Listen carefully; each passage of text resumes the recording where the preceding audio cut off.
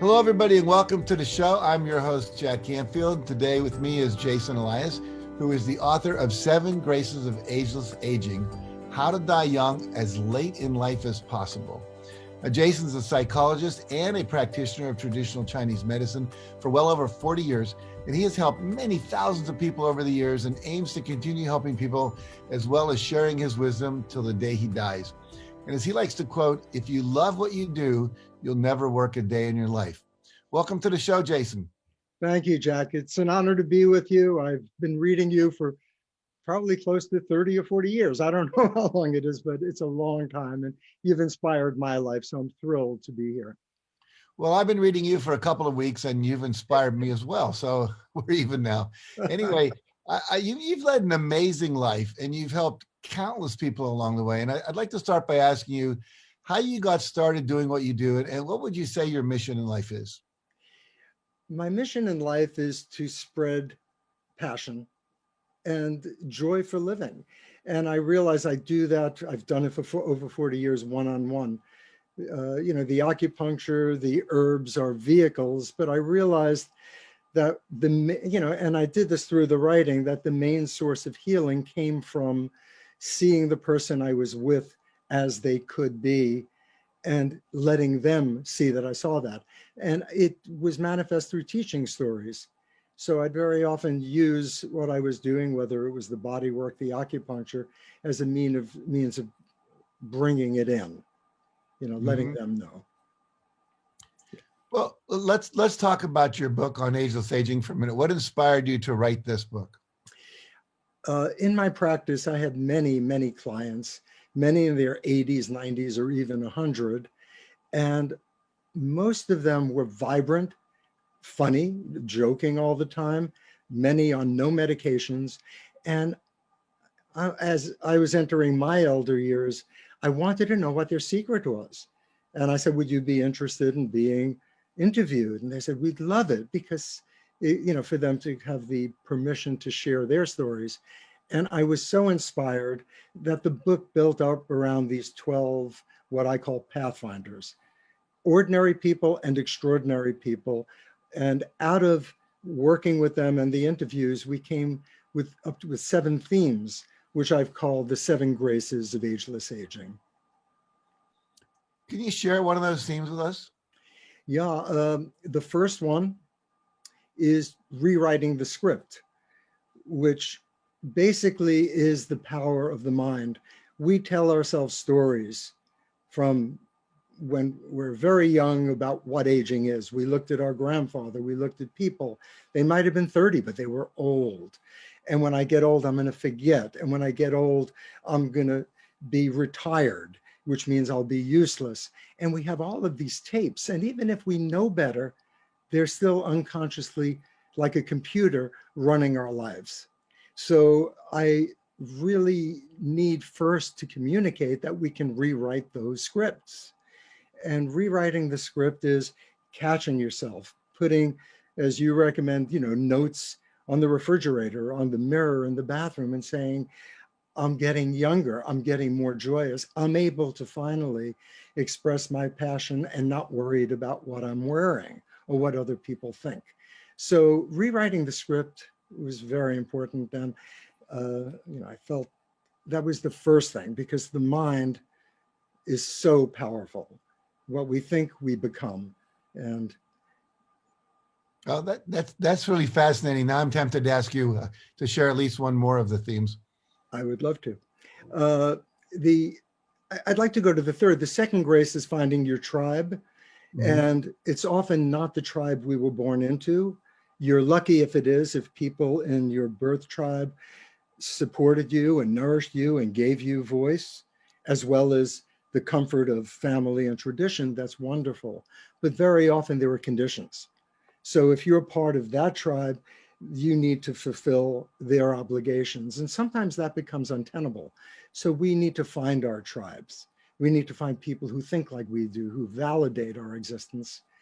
But the third grace is mindfulness. And people say, well, you just said the mind can create your reality. Yes, but that's mind in a different way. So I think of mindfulness as more meditation or presence. So in a way, mindfulness means mindlessness. It means no mind, the ability to be in your body, in the moment, available to all the cues that you're seeing, you're hearing, you're feeling. And the first grace is using your mind consciously to direct what you want in your life. So those are 3 of the 7. Very good. Well, I don't want you to share them all. I want the reader to be curious enough to get your book, because I think it's a really good book. I wonder if you could take a second and talk about, you mentioned you interviewed these people. Could you talk about one of the people you interviewed and how they inspired you? Yeah, one of my clients, her name was Carolee Schneemann. She just passed away. So this book isn't about living forever. It's about living consciously, joyfully through life into the moment you died. She came to me 25 years ago with breast cancer, which she didn't tell anyone. She was a pretty world-renowned artist, but was into performance art and painting. And it was only at the end of her life that she became recognized. She had a huge show at MoMA and in Zurich, and she won the Most Distinguished Artist Award at the Venice Biennale last year or the year before. But she lived that life. The picture of her that's associated with her story was taken 2 weeks before she left her body. She was vibrant. She was at the local museum doing a talk. And for 25 years, we worked on her breast cancer, not impeding her life, but she did it her way. She starts the chapter on rewriting the script because it was her script. She knew what she needed to express. She never let others or others' expectations cut that off. And she was an inspiration to so many. So she was certainly an inspiration to me. And, she's very much in my heart. All of these Pathfinders are. So it's like I'm sharing the heart. That's great. I recently met a man who was 93. He looked like he was 70. He was upright. He had a perfect posture. He had energy. His face had very few wrinkles. And I thought, okay, that's what 93 can look like. I was very excited by that.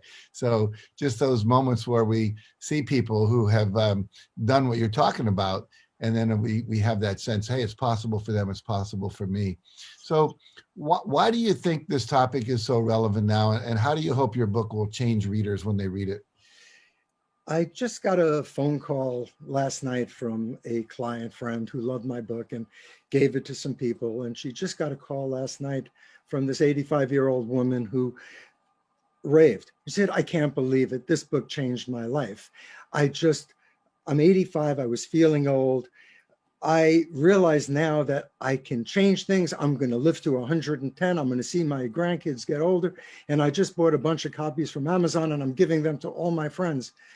And you know this, I don't. I've always been the practitioner. I've been in the closet. And now I feel that some of what I have to say can change lives. It doesn't have to be one-on-one. And that's what I want to do.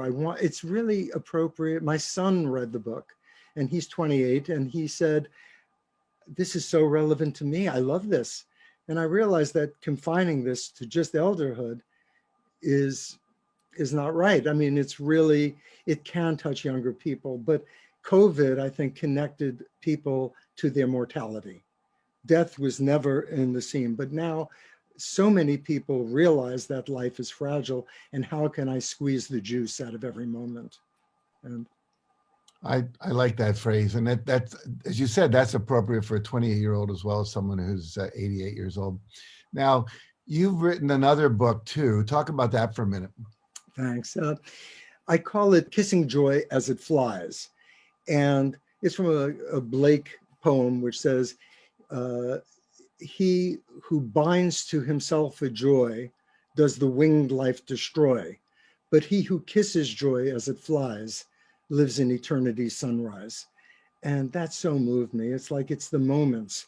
And I wanted to write a book for my son about my healing journey. I went around the world, studied with different healing masters in different countries and different modalities, worked at Esalen.